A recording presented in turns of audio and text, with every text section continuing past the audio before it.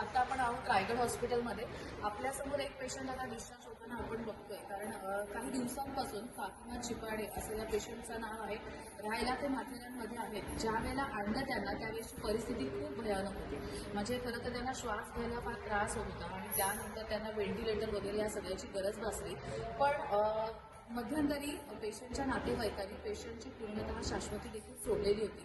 पण आजच्या या तारखेला पेशंट पूर्णतः बरा होऊन बाहेर चाललाय. त्याविषयी आपण जाणून घेऊया.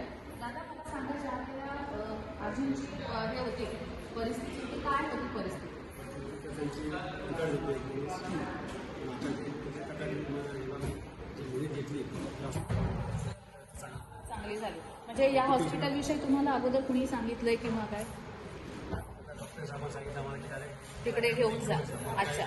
पण मग आता तुम्ही प्रॉपर म्हणजे या सगळ्या गोष्टी व्यवस्थित झाल्या? डॉक्टरांनी वेळोवेळी मार्गदर्शन, औषधं वगैरे सगळी दिली, सगळं व्यवस्थित केलं?